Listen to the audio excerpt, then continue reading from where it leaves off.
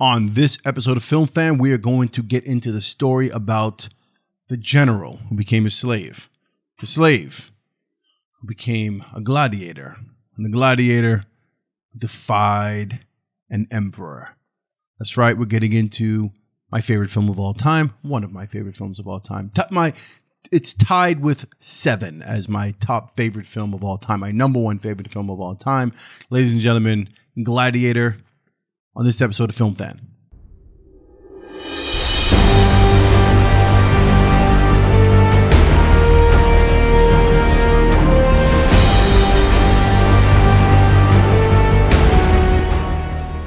Hey, welcome to Film Fan, my channel where I discuss all things film and film related and tell you about movies and stuff that I love. And you know, if you want to hear about that stuff and listen to my recommendations, go ahead and hit the subscribe button if you're new here, along with the notification bell so you know when I put up new content.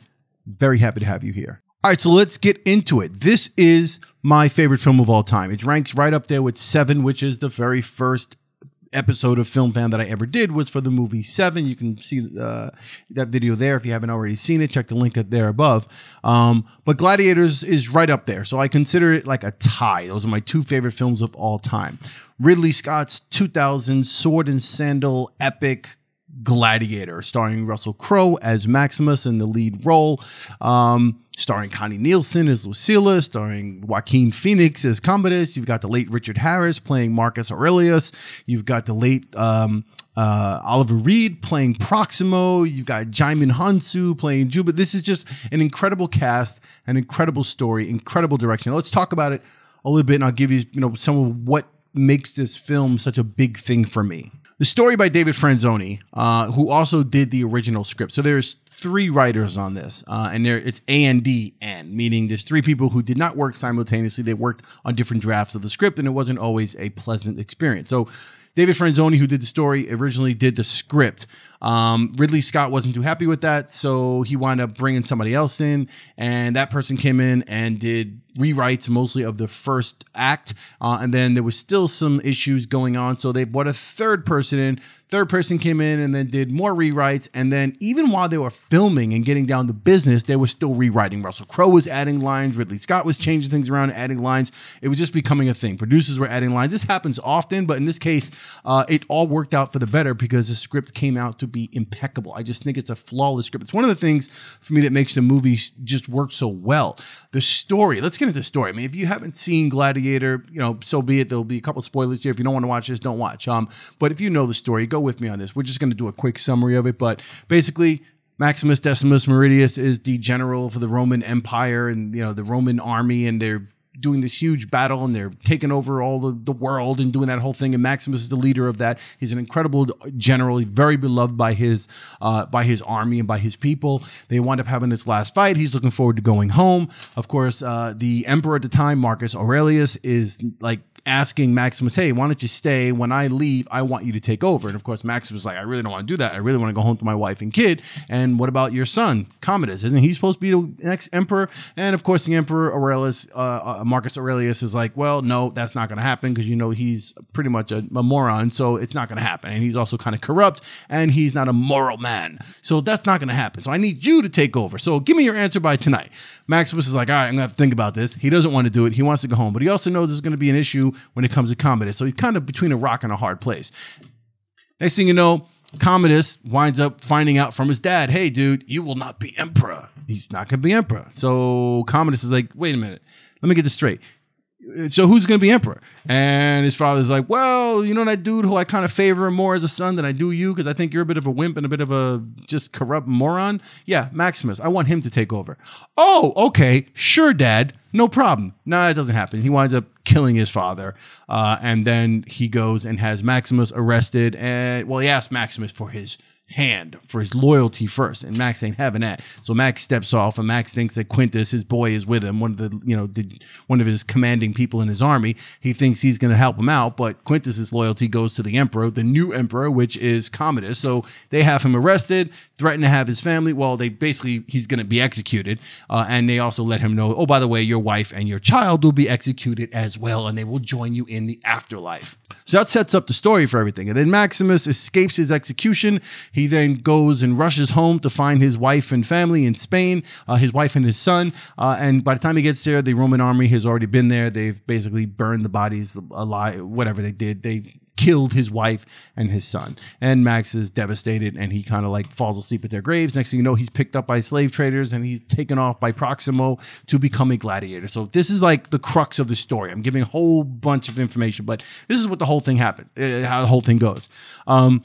This is just a film where I think a lot of people think this is a revenge film. And there is a line in the movie that speaks to that where he says, "My name is Maximus Decimus Meridius, commander of the Felix armies," whatever. Gives this whole speech. And then at the end of that, his last line is, "And I will have my vengeance in this life or the next." And that's probably the only line. And I will reasonably say that that line was either supposed to be or not supposed to be in there. It was kind of like a back and forth when it came to the script and all those rewrites I was talking about. But this film is not a revenge picture. It's a picture where the main character, Maximus, wants to get home to his wife and his kid. And that's what makes it a beautiful story. That's what made this movie play very well when they were testing it with the female audience. Women love this movie because this is a character-driven story. This is about a guy who is very loved by his army, very loved by his friends, by his people, highly respected, highly regarded, a good man, loved by his wife and his son. He was a good guy. That character being built the way he was, and then the idea that all he thought about was getting home to his family, made what was the foundation for the story. Not a guy who's a warrior, swords and fighting, and then he gets, done wrong by the emperor, and then he's going to get revenge and kill the emperor. He doesn't really talk about that in this film. He actually just wants to kind of die. He just wants to get it over with. He wants to get out of here, and he wants to get to his wife and kid. And that is the heart of the actual story. The entire film is incredibly character-driven. Commodus, the evil... Marcus Aurelius' son, who kills his own father and then has Maximus, wants to have Maximus executed. If you look at Commodus' story, this is a guy, I always say that the best bad guys are people that you understand their story and you get their point of view. You kind of feel for them in some way. Like you may not agree with them, but you understand where they're coming from in terms of their anger or their hostility or their evilness. You kind of see the seed of it. And Commodus is a perfect example of that, because Commodus, from the beginning of the film, you got the sense that his father consistently embarrassed him and just didn't love him or treated him poorly. All right. There's a scene where after the first battle and they're like worshiping the emperor and Maximus, and the emperor's like, Maximus is like, "Oh, they honor you, Caesar." And Caesar's like, "No, it's you, Maximus. They honor you."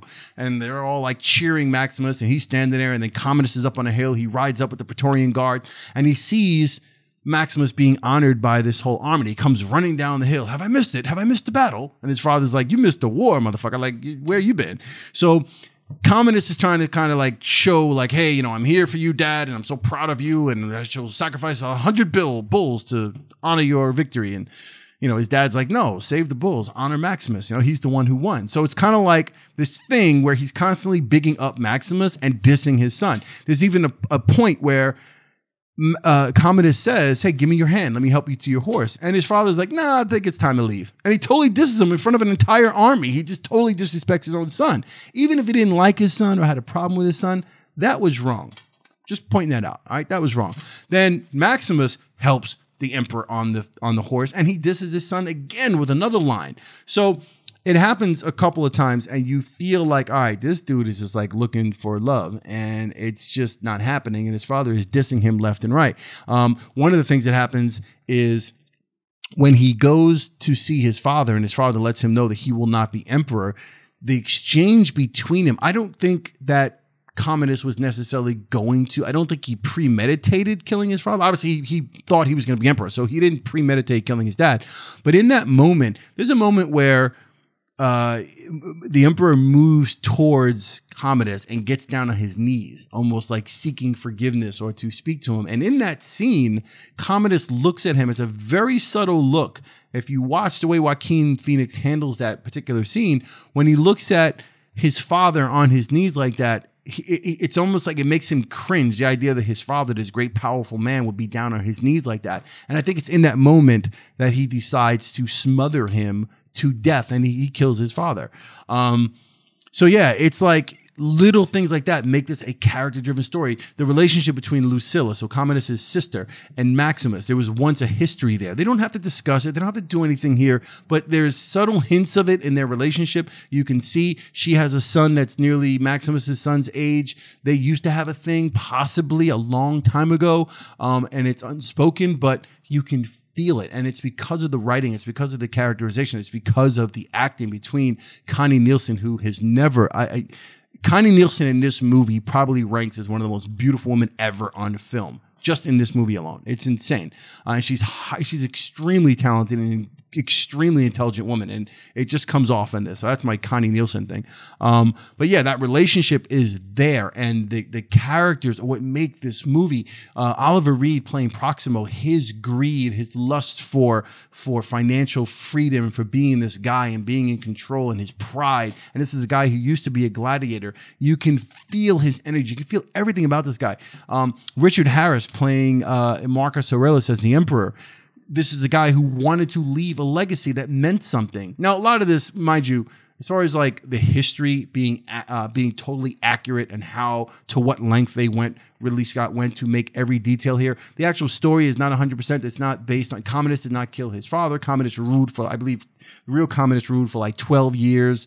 There's a lot of stuff here that's not factual, okay? But the point being, Marcus Aurelius wanted in this film, in this story, wanted to leave behind a Roman, a legacy, something that made something. And, he was very determined to do that. Again, Lucilla's character, Djimon Honsou playing Juba, his friendship with Maximus. There's just so much character here. I don't care if a film is in black and white and filmed in the French New Wave style or whatever it is, the editing, like none of that, like how something's filmed, or if it's a Michael Bay film that's filmed in all teal and orange and super explosives and high definition. None of that would really matter if you have great characters that are just performed by really great actors. Really great characters going to move your story. Really great characters are going to make a movie, and that's what you have in Gladiator. I freaking love this movie. I can probably go line for line with this movie. The ending of the movie, the score, Jesus, the score, Hans Zimmer's score on this, Lisa Gerrard's vocals, the end of this movie when Maximus is in the arena and that whole thing ends and the camera pans up to the sky and the Coliseum and the birds and Lisa Gerrard's vocals are going through. I'm going to tell you right now, 9 out of 10 times I watch this film, the ending of the movie, probably the last 10 minutes, I kind of tear up a little bit. It is what it is, and Lisa Gerrard's vocals are part of that.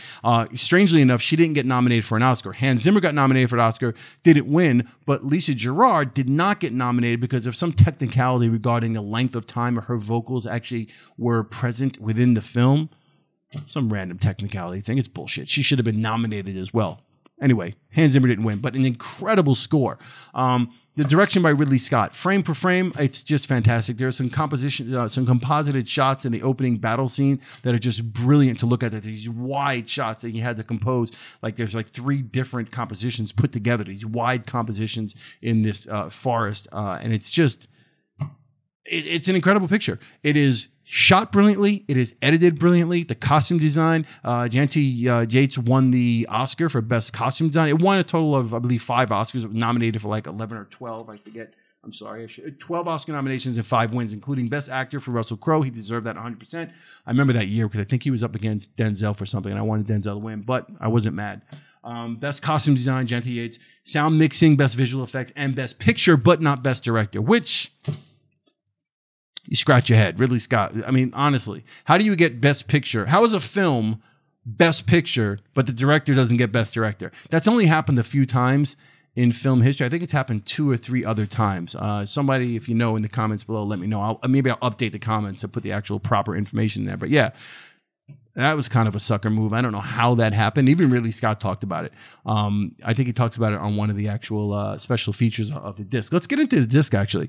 So I have every version of this film that's ever been released, pretty much. Maybe there's 1 or 2 somewhere that I don't know about, but this is the original DVD, which technically, to me, is the best packaging out of all of them. All right, the DVD was this huge. This is with the extended edition. So you've got Ridley Scott's extended edition, which has a bunch of scenes that were part of the film that perhaps added to the story.